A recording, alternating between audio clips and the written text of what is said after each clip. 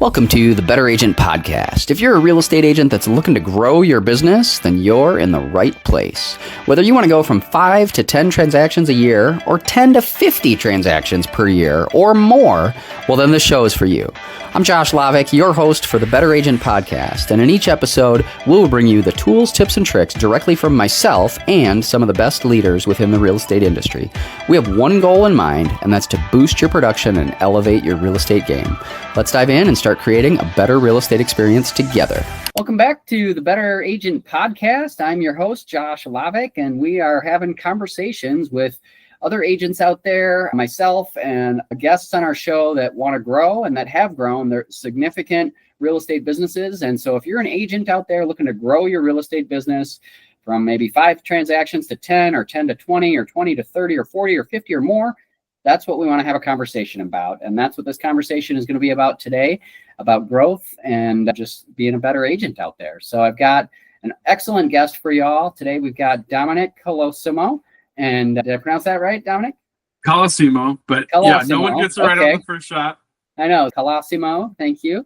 And I'm your host, Josh Lovik, and I've been in the business, been in real estate for 20 years now, and I've been kind of growing my team since about 2010, and just each year just kind of getting a little bit better and better. And part of my goal on this podcast is to help bring other guests on as well. So Dominic, if you wouldn't mind, maybe just to share with our listeners today a little bit more about yourself and a little bit about your journey in the real estate world. Yeah, for sure. Thanks, Josh. Thanks for having me today. I actually have been in real estate since the end of 2017. And so going on 8 years this year, and started off as a solo agent, left corporate America. I worked in corporate America for my entire career, graduated from Purdue, grew up in a suburb of Cleveland. Big Italian family back home, and most of them are still in the Cleveland area. So I get back to Cleveland pretty often. And then fast forward, moved to Chicago, and then moved all around for corporate America and accidentally stumbled into real estate. My very first real estate purchase was in 2008 when no one was buying real estate. 2008, no kidding. Yeah, that was a down market, right? It was, yeah. I was graduated in 2007 and thought, had $88,000 in student loan debt from Purdue and thought, well, what am I going to do? So usually when everyone's running in one direction, I like to take a peek behind the curtain the other way, and no one was buying homes. And I figured, well, why not? Back then, I think it was $7,000 or $8,000. I was like, what is that? We'll see what happens. Right. Sure. So about a double foreclosure, the builder foreclosed and the person who bought the home foreclosed on their construction loan. So oh my gosh. It was a pretty interesting situation in the condo, but I'm like, man, I'm in my early 20s. I just graduated from Purdue. I am living the city life, and the condo overlooked the skyline. It was in Bucktown, and Bucktown today is a completely different Bucktown than the Bucktown that I lived in my early 20s, almost 20 years ago now. So I bought it and then did like the house hacking thing before house hacking was cool. So I had, the roommate, then I left. Let's just time out. Were you nervous? Yeah. Like the market's crashing and you're like, yeah, let's buy some real estate. I mean, weren't you nervous about that? Like at all? I wasn't. I remember back then, I was like, this is a good deal. This is what kept going through my head.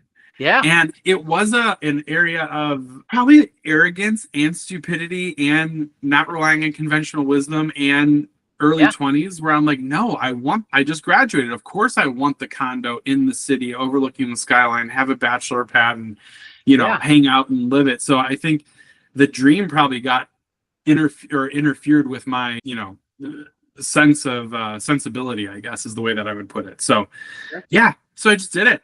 I did it. And the house hacking before house hacking thing is I had the roommate, and then when I moved to the next city and kept moving and buying and renting behind me, I rented this behind me.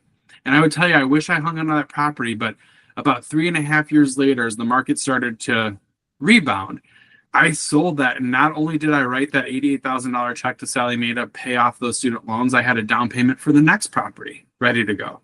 That's amazing.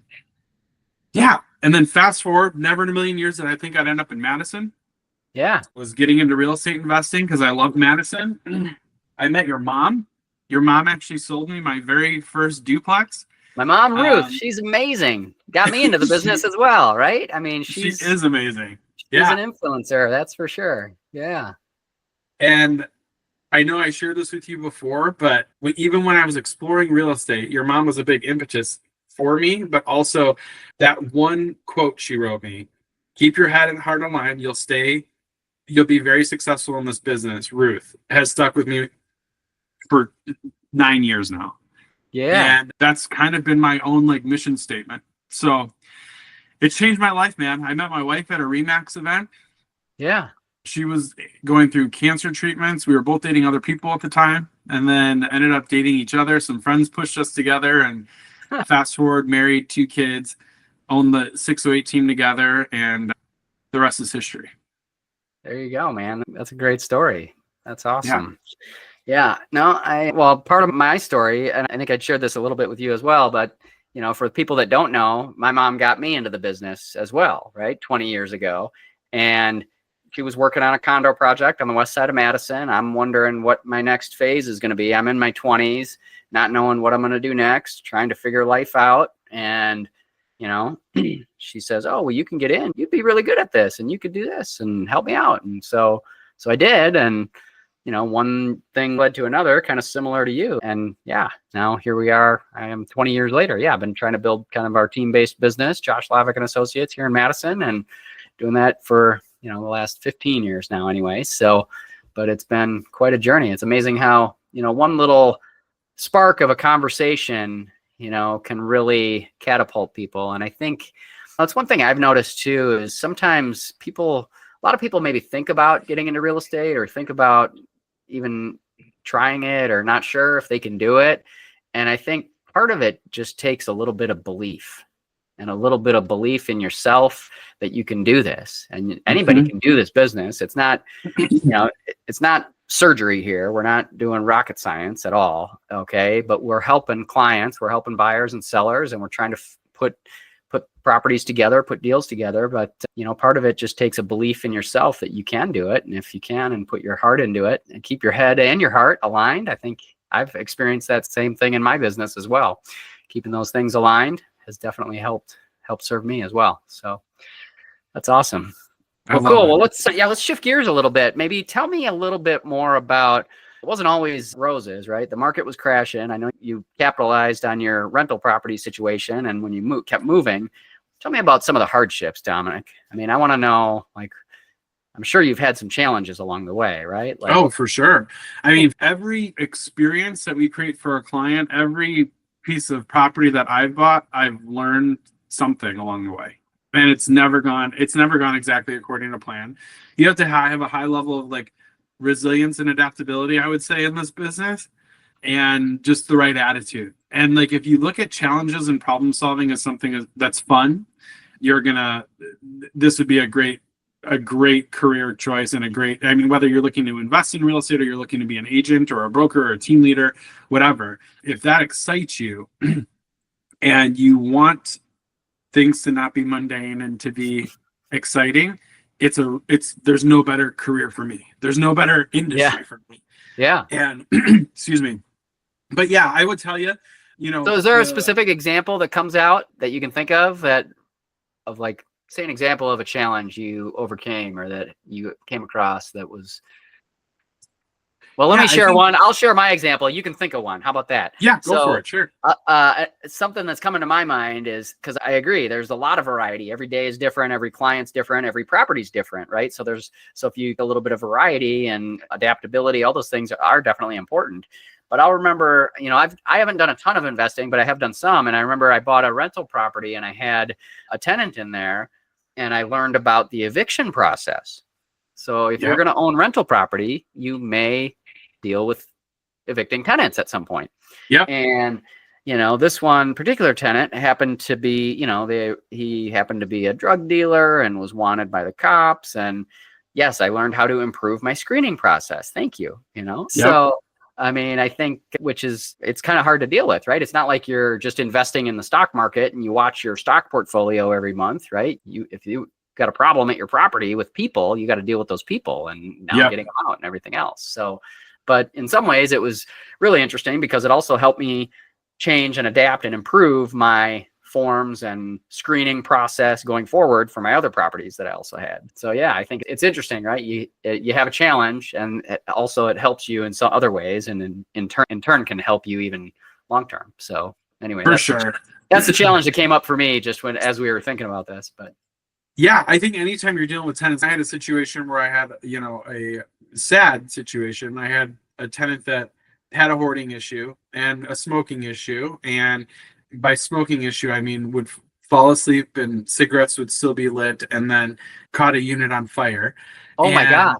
we had to repair that. So over $4,000 or $5,000 in damage on, items that needed to be removed, and then all the actual structural repairs. So that's happened. I think everyone's got those horror stories. Wow. I'll tell you though, the biggest challenge that taught me to persevere though actually came down to lending. And Okay. as I had a chance to think about it, because we could talk about a million different tenant stories, but I think Sure. Yeah. as you get through when you're at the point of leveling up, I actually had a property under contract that I was ready to increase door count, unit count, and the bank came back and they said we can't lend you anymore. And I was like, why? I had W-2 income at the time and all that, and they're like, because our internal policy is no more than 6 units. So I'm bummed. I'm like, I can't get this right. I'm thinking through it, and this is before I was an agent. And I was like, there's got to be a way. There's got to be a way. And that's when I pulled back this curtain on not all banks are created equal, not all lenders are created equal, there's always a way. Everything is figure outable.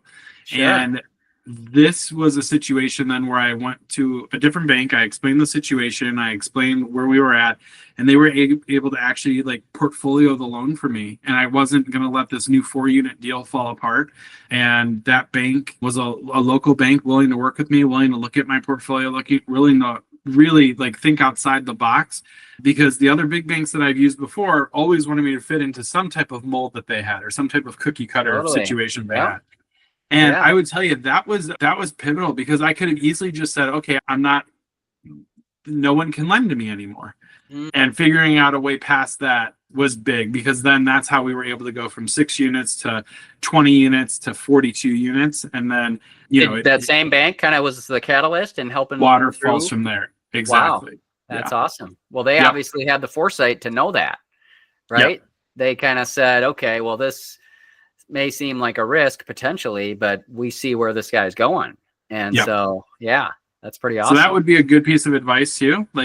Some of lending is just confidence and having a business plan and going in and letting people know what you're trying to do. And if they'll work with you, they'll work with you.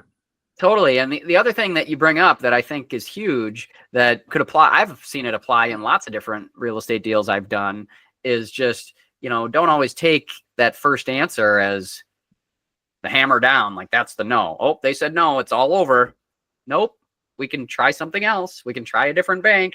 Oh, the inspection was terrible. Deal's off. No, we can work through the inspection. We can get a credit. We can work on a repair. We can do whatever. But I think part of it is, for leveling up, like you said, I think a good agent will level up, will find those alternatives. They will find those solutions. They will keep digging a little bit deeper to try to find that next option. Because if we I think it is kind of maybe a rookie mistake in some ways to just, oh my gosh, well, it's going to fall apart now. It's over, and the bank denied the loan. I guess we're done. Yep. And sometimes, I've heard agents a lot of times too, sometimes they'll say, well, there's nothing I could do. The bank declined the loan. And you could take that and just run with it, or you could have a different story. Figure it out. Yep. You could figure it out. You could create a different story, find a different solution, find a different option, and look for it. So, because there are solutions out there if you look for it. And sometimes you got to dig a little bit deeper to find them. So, but I love that for sure. What else has noticed? So I know you lead a team in the Madison area here as well. What have you seen? If I'm an agent, a smaller agent, maybe even a solo agent, maybe looking to potentially grow a team or get into that world, how has that been a good decision for you or not? Or what advice would you give to maybe an agent that's maybe looking to grow their own team as well? Yeah, I'll take that from both angles, because I started off as a solo agent, and I think, learning, our thought around the team was to try to provide agents with something that we didn't have that can help them get into production faster. The reality of the situation is most agents, we still have such a high 80% failure rate. And I think 70% of agents, I think was the NAR statistic this year, didn't do any transactions last year. Right. So as I reflect on that, like being able to provide value to your team in a way that would help them, kind of like parenting. Mm-hmm. Have something you didn't have that can set you up for success without also making you entitled and giving you everything, because you still have to be hungry. You still have to be, you want to produce. You still have to have that fire in your belly that will allow you to, unleash that entrepreneurial spirit that it takes to really be an agent, right? Mm-hmm. However, the other side of me is also saying there is such power in partnership and collaboration. I really do think the generation before us had this scarcity mindset in real estate that said, if I don't have it, someone else has it, or someone's taking what I have. Sure. Some of my best partnerships, I was so excited to do this episode with you, and some of my best partnerships are right here in our backyard. There are agents that are right here in the backyard, because the other side of the coin is it's also the most insane business, because you have tens of thousands of agents out there trying to do the exact same thing. Mm-hmm. Totally. Yeah. At the end of the day, we're just helping buyers and sellers, right? Like you probably have a buyer process or a buyer packet of some kind, right? A listing process when you put a sign in the yard, right? We're doing similar things. Exactly. But, I mean, at the end of the day, right, we're trying to help our clients the best we can. And so I think there's much a bigger opportunity to collaborate than there is to compete, in the sense that, I mean, we might both compete for the listing or something like that, but if people might choose to hire you, that might be different than the people that choose to hire me, and vice versa. Who knows? People choose their agent based on different factors, and so much of it can be personal relationships or other things. Who knows? But I think that's an interesting thing. I think there's a huge opportunity to collaborate in this business. I've noticed that too, even I know, especially, I mean, the company we're at now, we're a part of EXP. And one of the things I love about it too is that collaboration culture. I mean, it's just got a culture of collaboration and helping one another. And so that's been exciting for me to be a part of as well. But I know that's not like that everywhere. Yeah. Some firms and some agents. Yeah. There's some out there that just are very guarded and don't want to share. And they believe that, their own way of doing things is the only way. But, and that's fine. There's different ways to go about it, right? There's lots of different ways to be successful in this business. And in some ways, that's kind of what I like about it. Like, it is very entrepreneurial in the sense that anybody can be very successful, but I think the agents that choose to be a little more open-minded and choose to collaborate a little bit more, they tend to just grow that much more and that much faster. Absolutely. 100%. Yeah. So our whole goal then, we're part of, I guess when you go back to your original question too, like, we always looked at our team on top of our partnerships. I think when it comes to someone, I think your original question was like somebody looking to build a team. Sure. If you're looking to build a team, your team should be your business. And you should be looking at your team on top of the brokerage, on top of the coaching platform that you use, on top of any of the ancillary partnerships that you build, because your team's the actual company. And what I see a lot of people do is they will consider themselves an agent to the brokerage or a team of the brokerage. And I think that's the wrong mindset. Okay. I think the teams, and I think that the team owners decide who they partner with. Josh Lovik and Associates doesn't lose its mission, vision, core values, and representation in the community, whether they're with EXP or Remax or Keller Williams or whoever, right? Right. And I think that's the power. Where too many times I see teams that will say, oh yeah, we're a team with Coldwell, right? Right. And I think that, I think that's an elevated agent to agent partnership. There's a place for that too. But I think to truly be a big and successful team, you have to be able to stand alone as your own brokerage and choose it's better not to. Mm-hmm. And if you can do those, I think you have really good foundations. Yeah, boy, that's interesting concept. I've never really thought about it that way, in terms of, your team sort of on top of the brokerage rather than just with the brokerage or with whoever. I mean, I think because for the most part, all agents are 1099 independent contractors, right? So they are. It's up to them to, feast or famine. It's up to them to make it happen.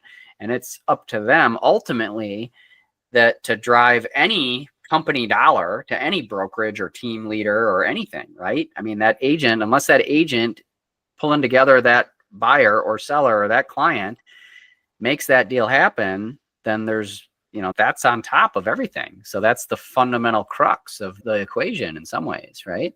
Totally. And so keeping that in mind, and also keeping, I think the other thing that's coming to my mind too is like just the branding of it, right? Like in some ways, right? Dominic is a brand, and yeah, I'm a brand, and an agent on my team, their own brands within their own markets and their own spheres of influence and their own people.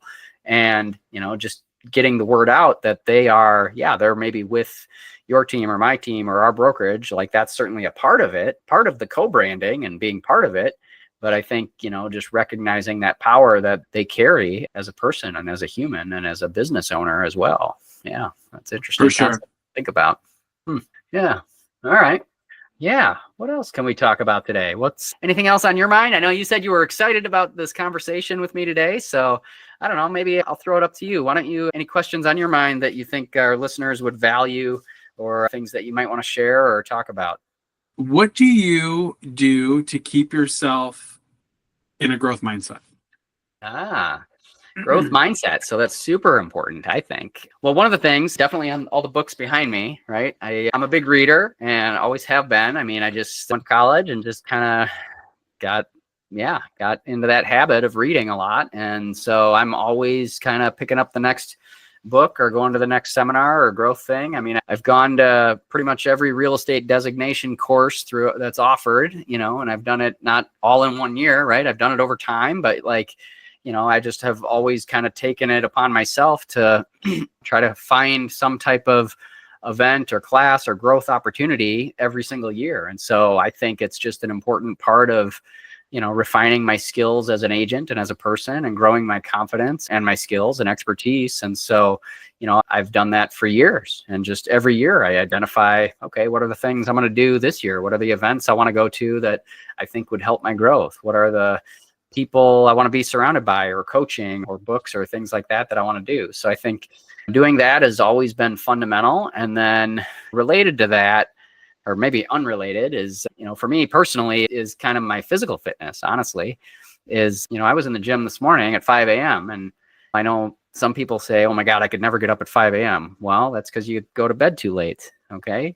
I can't get up at 5 a.m. either, but if I go to bed at 9 the night before, then I can. So, I know that I'm a better version of myself when I do go to the gym and when I do work out and I do exercise, whether I'm out riding my bike or out snowboarding or going for a run or in the gym. I got to stay active. And that's just a part of keeping my mindset in that growth mindset, but also positive, because if there are challenges, right? We talked about that at the beginning of this call today. And, there's challenges in this business, and your world can get rocked. And if you don't have the mental strength and the fortitude to keep going in that positive growth mindset, you're going to get thrown as well. You can have a bad inspection or a bad appraisal or a bad call, even, go throw you sideways. But if you have the fortitude and the perseverance and the mindset to keep going, then you're going to roll right through that. Okay, on to the next. Here we go. Let's keep it going. So for me, like I said, physical fitness is top of the list for sure. Nice. I love that. Yeah. So how about for you? Reading is a lot. I was admiring your bookshelf right before we went live. A lot of the same books. And you know what? I think I would call it like keeping current. There's a couple things that I look forward to every year. I'm a pretty we are part of a Remax brokerage, but I'm like a brand agnostic kind of guy in my soul, because I feel like there's so much that we can learn. So like last week I turned 40. Yeah. Warren Buffett does his annual Berkshire letter. Oh, okay. Every week during, my birthday week. So I pull that up the Saturday morning, and just, such a succinct, clear communicator, and gives you just such good perspective. So I read that every year for my birthday. It also happens to be right around Keller family reunion time. So I watched the Gary Keller presentation, which also overlaps with R4. So I watched the Remax presentation. And I just feel like there's nuggets in there for everybody. So I'd say besides reading, my biggest thing is keeping current. Yeah. And man, I wish I was as disciplined as you. I'm at, 2 to 3 days a week, 6 a.m. at the gym. But I've gotta find that routine. 4-month-old at home now, and we had 2 under 2 for a little while here, and I do those days, those mornings I start at the gym. I am rocking those days, and the days I don't, I'm average or above average, but it feels different. Yeah, feels so much different. Just the energy and the mindset and the clarity, everything totally feels way different. Yep, I hear you. Yeah, no, well, I'm not perfect by any means. There's, but I know that the days that I'm there at least 3 or 4 days a week, I'm a much better version of myself. So that's for sure. But there's always times, I don't make it there every day, or maybe sometimes even go a week at a time, don't make it. But, if I can get back on and get back focused again, it definitely helps for sure. So, well, that's cool, man. I love it. And do you coach? Or you? I do. I am involved in a coaching program, and so I do some of that right now through a group called Ascent Coaching. They're mostly a group of outdoor guys, but Cool. It's been a good group to be a part of, and definitely helps with mindset stuff as well.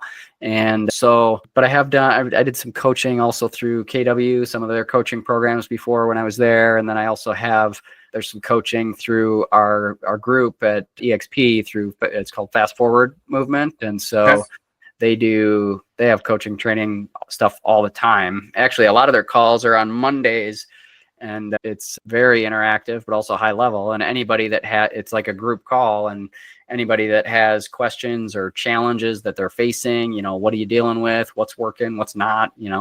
So they'll get people, there's probably, 500 people on this Zoom call, and it's, just led by some of the top agents within the entire company, and they're helping problem solve it, and just figure stuff out. So I hop on those quite a bit, but then we also have there's some team leader calls that are like once or twice a month as well.